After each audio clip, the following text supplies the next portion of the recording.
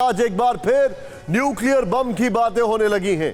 यह चिंताजनक खबर कहां से आई आपको बताना बहुत जरूरी है। किस तरीके से पूरा घटनाक्रम बड़ा तेजी से बदलता है, क्योंकि रशियन मीडिया के हवाले से जो रिपोर्ट आई है वो सभी को चौंकाने वाली है। आखिर इसका बेस क्या है और इसमें कितनी सत्यता है, आइए अब आपको यह दिखाने की कोशिश करते हैं। एक बार फिर से एटमी अटैक की धमकी का शोर सुनाई देने लगा और इस बार रूसी मीडिया की तरफ से चौंकाने वाला दावा किया गया है। रूस की मीडिया का कहना है कि इस बार यूक्रेन की तरफ से न्यूक्लियर वॉरफेयर किया जा सकता है, बल्कि यह कहा जाए कि किया जा सकता था। और ज़ेलेंस्की के न्यूक्लियर बम के टारगेट रूस के कई शहर हो सकते थे। मीडिया रिपोर्ट्स में रूस के कई शहरों का नाम तक लिया गया है। कहा जा रहा है कि यूक्रेन ने अपने न्यूक्लियर प्लांट्स में एटम बम बनाने वाला सारा मटेरियल इकट्ठा कर लिया था। उसके पास यूरेनियम और प्लूटोनियम पहुंच चुका था। सवाल यही है कि आखिर यूक्रेन जंग के 3 महीने बाद अचानक न्यूक्लियर बम की बातें फिर से क्यों होने लगी हैं। बड़ा सवाल यह है कि कहीं ये यूक्रेन पर न्यूक्लियर बम अटैक का कहीं पटकथा तो नहीं लिखी जा रही है। ऐसे वक्त में जब रूस का डोनबास में मिशन पूरा होने वाला है, यूक्रेन में उसके मिलिट्री गोल्स वो अचीव करने जा रहा है, कौन है जिसने इस बार न्यूक्लियर यूनिवर्स के चैप्टर को ओपन कर दिया? आप ये रिपोर्ट देखें।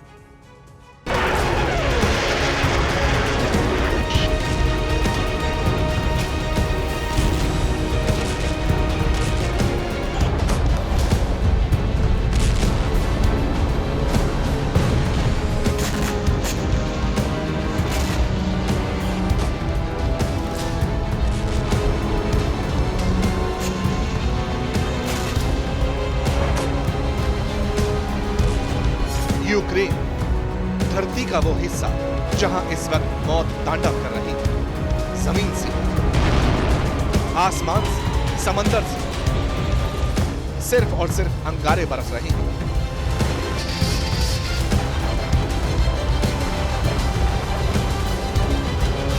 बारूदी बैटल ग्राउंड में अब तक स्पेशल मिलिट्री ऑपरेशन के नाम पर जो हो सकता था वो हो चुका है।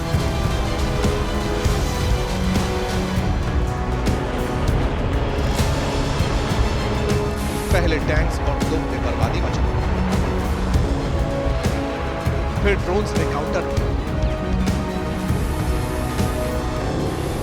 आसमान में फाइटर प्लेन्स ने बम बरसाए, एक से बढ़कर एक मिसाइलें तक चल रही।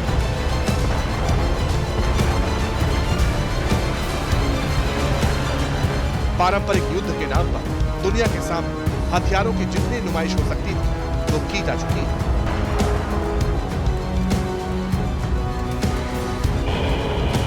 हाइपरसोनिक से लेकर ज़िरकॉन मिसाइलें तक निकल चुकी हैं, क्योंकि रूस किसी भी कीमत पर सब कुछ पाने पर तुला और यूक्रेन जितना हो सके बचाने में लगा। मगर इस बात से कोई इनकार नहीं कर सकता कि हर पल, हर सेकंड युद्ध का दायरा बढ़ रहा है। रूसी हमले पहले से तेज और सटीक हैं, लेकिन इन हमलों के बीच कुछ ऐसे खुलासे, कुछ ऐसी नई बातें सामने आई जिसने दुनिया को एक बार फिर एटमी हमले के डर की तरफ मोड़ दिया।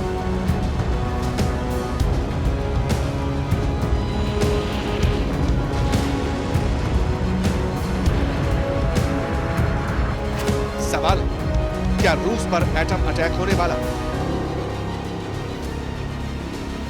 क्या यूक्रेन की लैब में एटम बम बन रहे थे? क्या यूक्रेन ने अपने टारगेट चुन लिए थे? क्या यूक्रेन न्यूक्लियर पावर मुल्क बनने वाला था?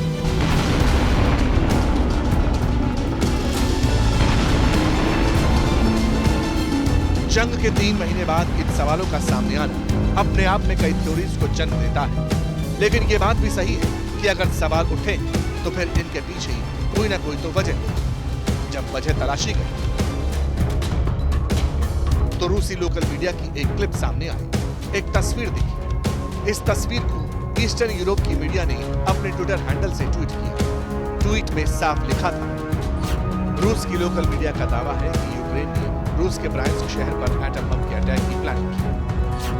वैसे तो सारा मैटर रूसी भाषा में था, लेकिन हेडलाइन से समझ आ रहा था धमकी लेटेस्ट है।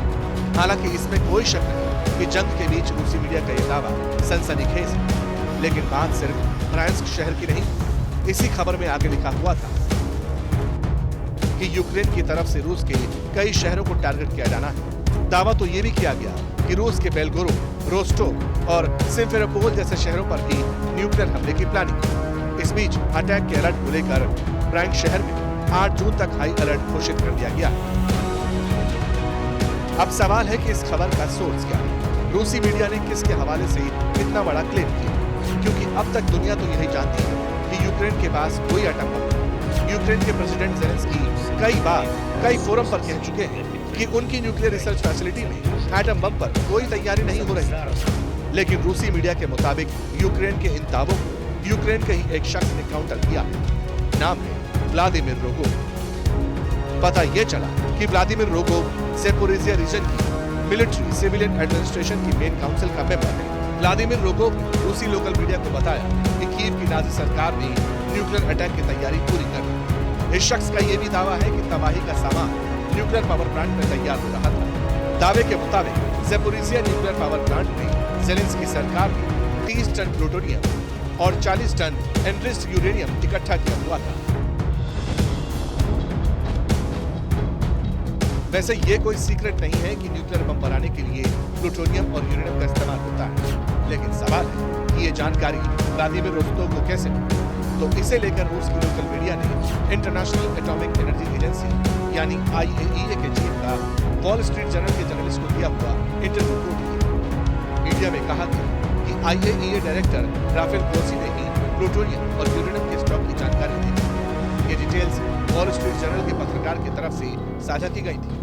व्लादिमीर रोगोव ने कहा कि इसका मतलब साफ है कि म्यूनिख में 19 फरवरी को ज़ेलेंस्की ने कोई कोरी धमकी नहीं दी थी। यूक्रेन तो न्यूक्लियर यानी डर्टी बम बनाने की तैयारी पूरी कर चुका था।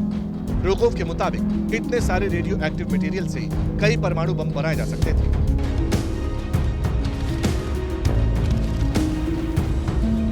वैसे जहां तक यूक्रेन के न्यूक्लियर स्टेटस की बात है, तो ये बात अभी भी ऑन रिकॉर्ड है कि यूक्रेन के पास किसी तरह के एटमी हथियार की बात सामने नहीं आई। लेकिन गौर करने वाली बात यह है कि पुतिन भी रोगोव वाली लाइन लेंथ पर बयान देकर अपने स्पेशल मिलिट्री ऑपरेशन को जस्टिफाई कर चुके हैं। और पुतिन की इसी बात को अब रोगोव नाम का शख्स आगे बढ़ा रहा है। रूसी मीडिया को दिए इंटरव्यू के मुताबिक व्लादिमीर रोगोव ने यह भी कह दिया कि ज़ेलेंस्की ने तो डोनबास के लिए खूंखार प्लान तक बना लिया था। रोगोव ने कहा, मार्च के पहले हफ्ते में ज़ेलेंस्की के खौफनाक इरादों का पता चल चुका था। रूसी सेना को इस बात के सबूत मिल चुके थे कि ज़ेलेंस्की डोनबास के साथ क्रीमिया पर भी हमला करने वाले हैं। रोगोव के मुताबिक न्यूक्लियर बम बनाने में ब्रिटेन उनकी मदद कर रहा था।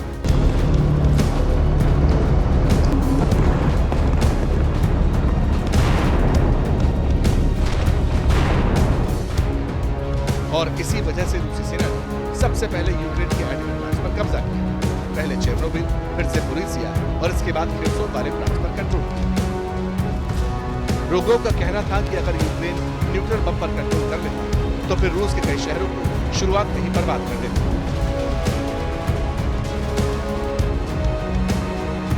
वैसे रूसी मीडिया के मुताबिक जिस ब्रायंस्क शहर पर एटमी अटैक की बात हो रही है उसका बॉर्डर यूक्रेन से लगता है। मॉस्को से यह शहर 380 किलोमीटर दूर है। हालांकि रूस का इल्जाम है कि यूक्रेन की तरफ से फ्रांस के बॉर्डर पर मिसाइल अटैक को भी अंजाम दिया गया। इसी तरह से रूस का एक और शहर है बेलगोरोड। यूक्रेन से इसका बॉर्डर महज 58 किलोमीटर की दूरी पर है। इसी जगह पर रूस ने अपने सैनिकों के लिए आर्मी हॉस्पिटल भी खोला है। इसके अलावा बेलगोरोड की तरफ से कई यूनिट्स यूक्रेन की तरफ मूव की गई थी।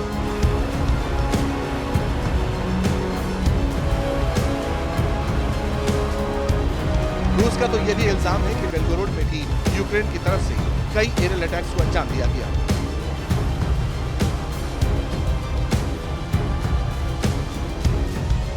मतलब साफ है कि अब यूक्रेन वॉर को लेकर कोई भी पीछे हटने को तैयार नहीं। इसीलिए बात एक बार फिर एटम बम तक पहुंच चुकी है और इसके कई संकेत लगातार सामने आ भी रहे हैं। कुछ दिन पहले ही प्रेसिडेंट ज़ेलेंस्की ने भी कहा था कि रूस के एटम बम के इस्तेमाल की आशंका से इनकार नहीं किया जा सकता। ज़ेलेंस्की ने कहा था कि रूस जिस तरह न्यूक्लियर पावर प्लांट्स को लेकर हरकतें कर रहा है उससे यह कहना मुश्किल है कि रूस न्यूक्लियर वेपन्स का इस्तेमाल नहीं करेगा। इस तरह की बात अमेरिका की तरफ से भी कई बार दोहराई जा चुकी है। अमेरिका के स्ट्रेटेजिक कमांड चीफ के साथ साथ CIA चीफ ने भी ऑन रिकॉर्ड कहा है कि रूस के एटमी हथियार के इस्तेमाल की संभावना को हल्के में नहीं लिया जाना चाहिए।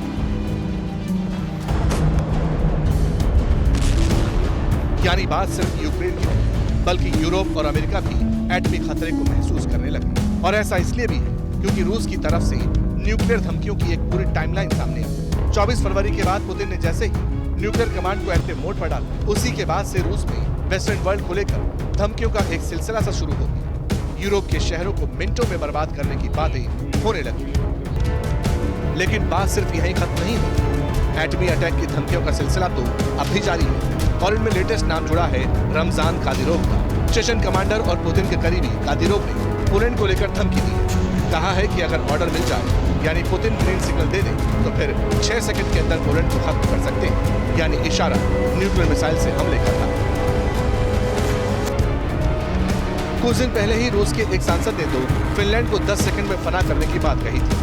लेकिन अब रूस लगातार कहता है कि वो न्यूक्लियर हमला पहले नहीं करेगी, जबकि रूस की न्यूक्लियर डॉक्ट्रिन साफ कहती है कि वो फर्स्ट स्ट्राइक को अंजाम दे सकता है। लेकिन जरा कल्पना कीजिए कि अगर न्यूक्लियर हमला हुआ तो फिर क्या मंजर होगा। क्या यह हिरोशिमा और नागासाकी से ही भयानक तबाही लाएगी? क्योंकि एटमी विनाश की लकीर इतनी गहरी होगी कि मौत जिंदगी को मातम मनाने तक का वक्त नहीं देगी।